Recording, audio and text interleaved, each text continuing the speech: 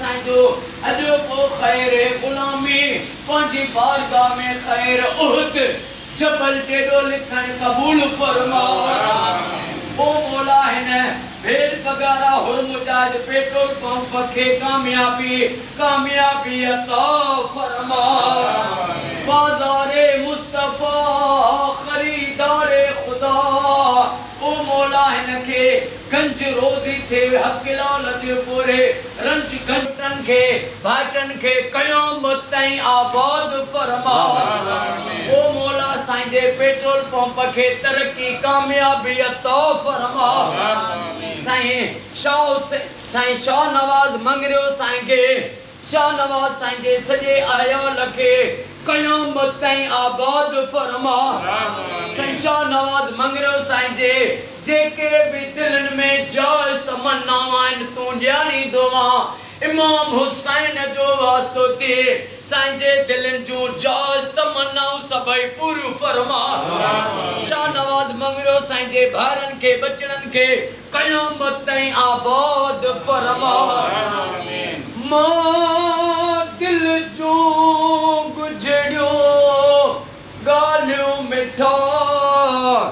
तोखे न चवां त भला कंहिंखे चवां ओ मुंहिंजा रब असां जेके बिन दुआ में शरीक आहियूं असां सभिनी जे दिलनि जूं जायज़ तमन्नाऊं पूरियूं फरमा सभिनी खे रोज़ी में कंजो अता फरमा इन सभिनी जा सजण साम्हूं कजा दुश्मन दूर फरमा ओ मौला महबूब जी सारी उम्मत के फिरके वारियत खां बचा सॼे पाकिस्तान में सऊदी में ईरान में इराक में शाम में घर घर में लख सलवातूं थियनि अली असगर जो वास्तो थिए इहा अॼु दुआ क़बूल फरमा ओ मौला जंहिं बाबा से मोहम्मद साले साईं के दुआ जे लाइ चयो आहे उन्हनि जा बि बेड़ा पार फरमा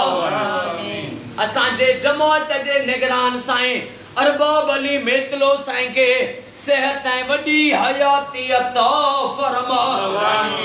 गुलजार अली फुलपोटो साईं जा बच्चा घर आबाद फरमा साईं साबिर हुसैन पढ़ियो साईं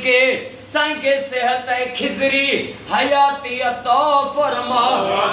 असां सभिनी जो अॼु बेड़ो तार इन्नल्लाह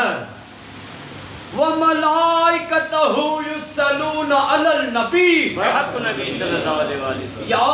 अय्युहल्लज़ीना आमनू सल्लु अलैहि व सल्लिमू तस्लीमा अल्लाहुम्मा सल्लि अला सय्यदना व मौलाना मुहम्मदिन निल्लज़ी अवल नूरहु व आखिर ज़हूरहु व रहमतल लिल आलमीन वजूदहु ला इलाहा इल्लल्लाह मुहम्मदुर रसूलुल्लाह नारे है